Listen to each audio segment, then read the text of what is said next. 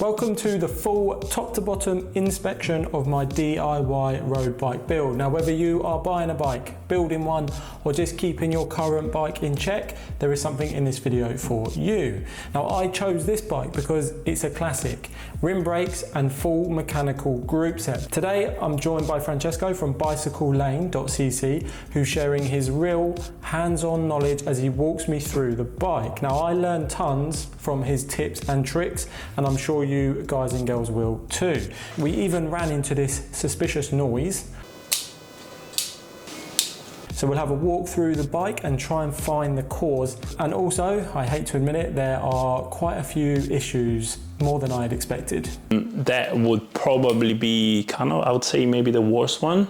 Over to Francesco. Thing that I'm gonna do is what I normally do when I get a bike in for a service, whether it's in good condition or not good condition. But yeah, so we'll check everything, make sure that the bike is safe, and we did a bit of a test ride first just to see how the bike is performing under pressure. So obviously you can test as much as you want to understand, but it's never going to be like when you are actually putting pressure. So normally when we're doing an M check, we'll normally be checking that the wheel is tightened properly with a quick release. Rotate the wheel. Just check that it's true.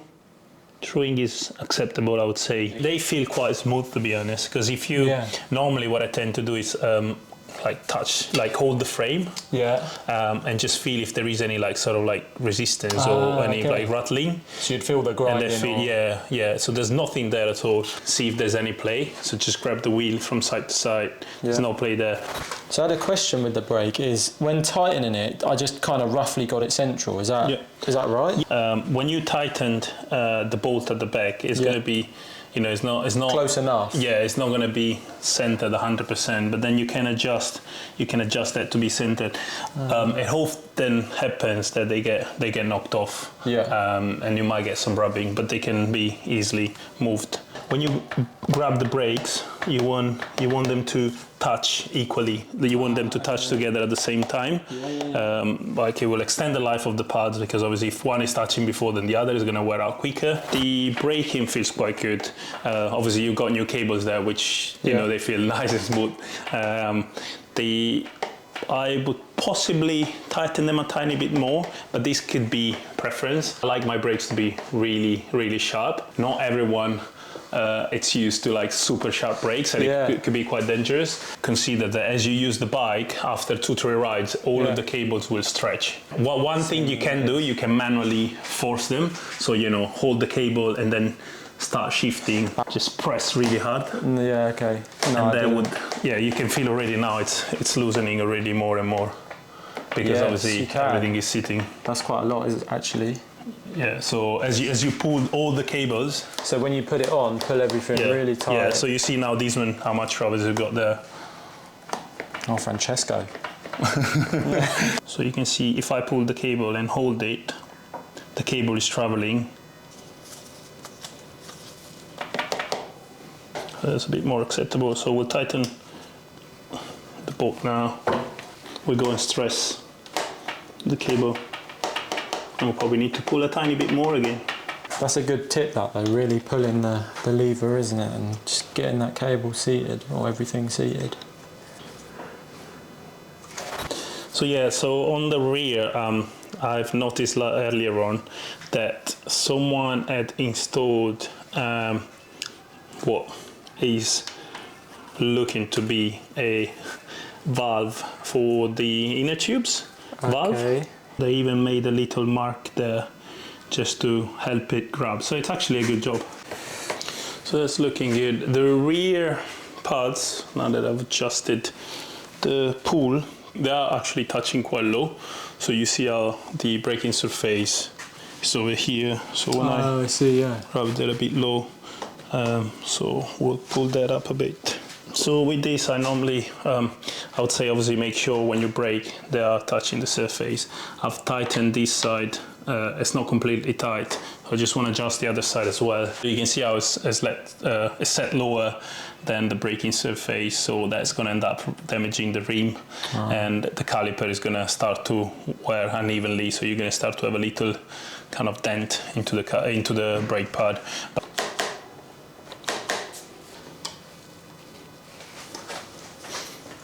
Yeah, one thing with the quick release, I normally tend to have it pointing down.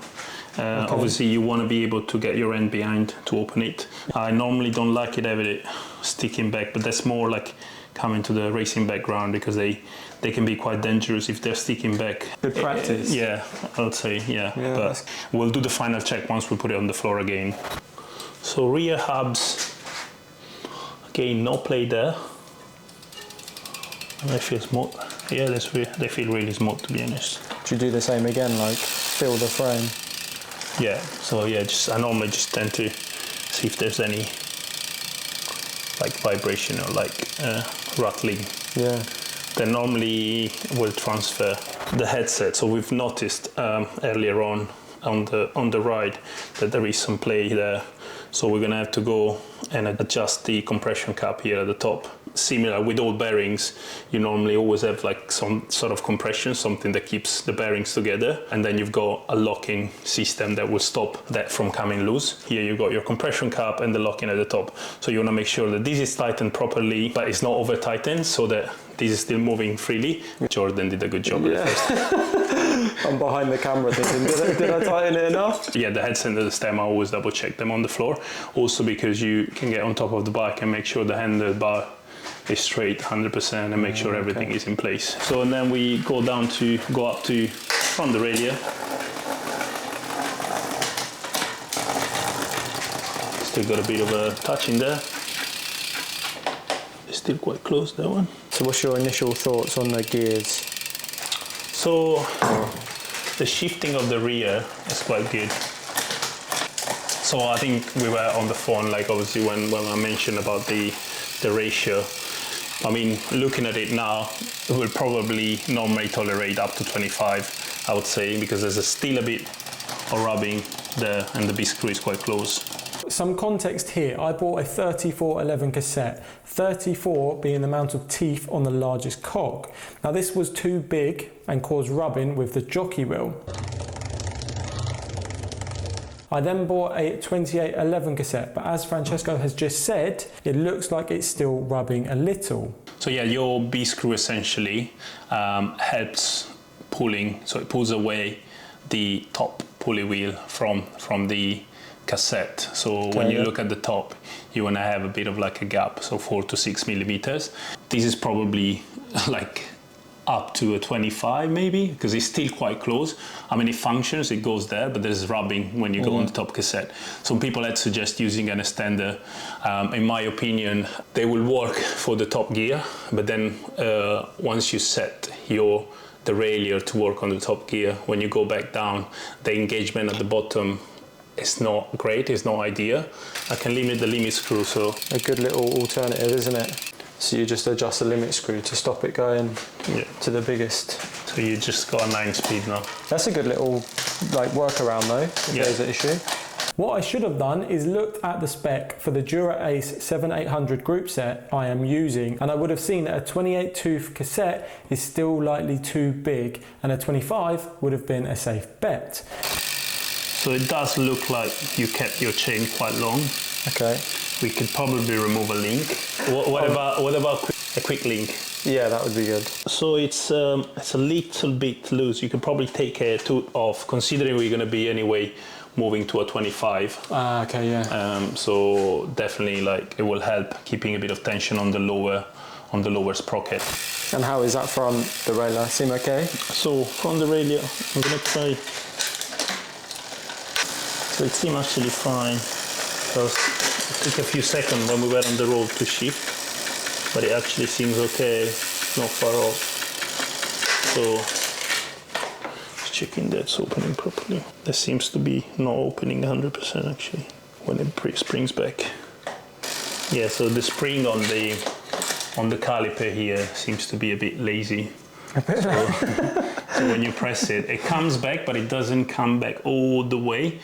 I mean, it's normally with a good grease around the spring here and around this side, or I normally tend to remove them and put a bit of like a lube In this case, it's not major. It's just a tiny bit at the end. Yeah, you can actually take the whole spring out, the whole mechanism, clean everything out. If there is some rust, try and remove the rust. And then I find that applying some grease around this area, so it normally helps the spring coming back properly. The cables are nice and smooth. One thing I do recommend for the cables is using cable grease when you install them. It's kind of like something that will help the cables perform better in a longer period of time, and I normally apply a bit of that onto the cables. So what do you think of the bar tape? Because it's my least favourite thing to do, and someone commented saying, because you can see the white lines, it might be the wrong way round, or I didn't pull it tight enough. Like when it comes to installing the bar tape and the direction, like I prefer going upward, so clockwise. Clockwise. That's what you need. Yeah. And then once you get to the top, you get to the figure of 8, which again, not everyone does. I tend to do, that's how I learn, and that's how I've always done. One thing I would say you can improve is the spacing. Try and keep a line and keep to the same. So obviously, depending on how thick your bar tape is, if it's a very thick bar tape with a lot of gel, then you can space it out more. Once you decide how thick you want it, how spaced you want it, but try and keep that distance as equal as possible. So when you get to the top there, because of the figure of 8, it will reverse. If it's installed properly and tight properly, it's not going to come loose. Obviously here, you've got a bit of a disposure there. Don't tell anyone. One thing is like put your hands on and see how it feels, because now you've got situation, like you've got here some like bulge. So the bar tape install wasn't my best moment, but I kind of half knew I would change it anyway, because I didn't like it as I was actually putting it on. But all of this is good learning, and we can add it to the list of mistakes. The other question was with the stem cap. Yeah, I mean, it's a good question. I don't know if it came with one. I assume it does, because obviously you don't want any build-up of rust, and it's just like a cover to avoid that moving. When it comes to functionality, I don't think it actually does anything like to keeping the stem or anything like that. But it's just to make sure it's covered and no water and there's no build-up of rust there. This is rounded. Is it? Mm. Yeah, that's quite rounded. Probably best to just replace that. That's the nice new one. It's the old one. So one thing as well to double check, which is quite important, I'm redo them now. The spacing tightened. If you do the top first, you will tend to overdo those ones, and then you've got massive gap at the bottom. Like the stem can actually come loose. When you're torquing them, you want to torque them like all at the same time, not go like one really tight. Yeah, 6 Newton meters and then 6 Newton meters at the bottom. This is the moment is 5.5. I'm gonna go to 6 after. When we have the wheel on the floor, then we can double check again, make sure that's seated, and then tighten properly. Again, rub your brakes, make sure there's no rubbing. Then we do the same at the back. Make sure that's seated. Double check that's centered. You can also check that it's centered with the frame. You can see how that now need to be readjusted. The calipers. The headset now is good, so there's no play there, which is what we felt straight away earlier when we were riding the bike. I noticed, and you noticed as well. So try and see if there's any play in the bottom. But so you had a click. It could be also the cranks, but we'll have a look and tighten the cranks. Most likely that's something that you're gonna hear as you ride. It's a little bit.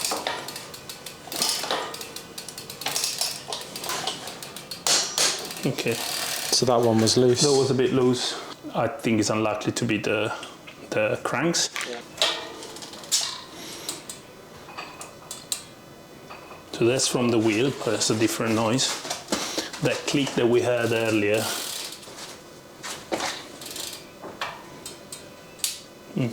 Still there.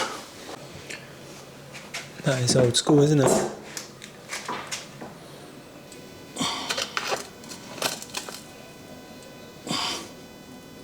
So yeah, that's tightened.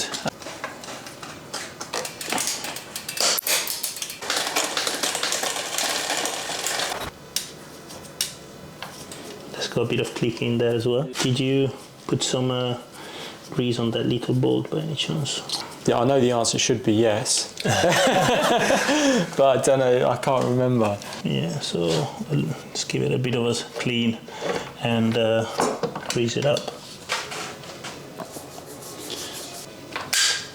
Okay. There's still a bit of like click in there. Yeah, I heard now something. it's getting to the point where I'm wondering if it's the seat post. it's the seat post. Last test. I'm gonna remove the seat post.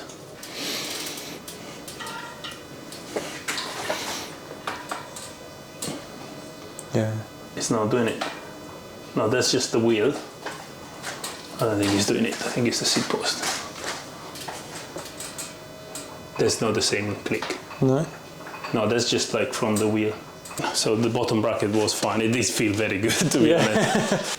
So that's where it is quite high, so if we put it lower. You can hear it, isn't it? Yeah.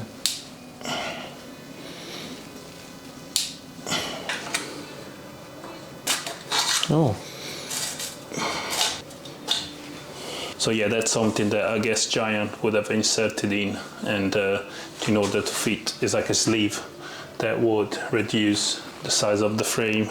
Yeah, there was a bit of like, you know, dirt and built up.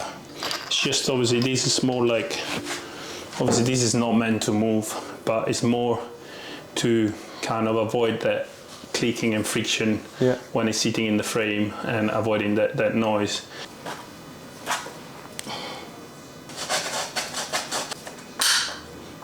It's gone. I think it has, hasn't it? It sounds like it has. Yeah, it's only, there's a bit of like the wheel, there's more the spoke. But that's looking good. Yeah, it's good. Looking pretty good. So what would you say out of 10? What would you say? Your build? My build, yeah. I mean, don't be kind. Be ruthless. I mean, I'd probably say like at least a 6. I'll take a 6. Not my best, but I'll take it. And most importantly here is there's lots of good info for you all to digest. And if you want more, then you can actually watch the full build, which will give you some more context of all the comments in this video. It's in depth and shows the whole bike build process. Now, a big thanks to Francesco at bicyclelane.cc. If you need any assistance with your bike and you are in London, drop him a message. A very genuine guy that I would highly recommend. Links are in the description below.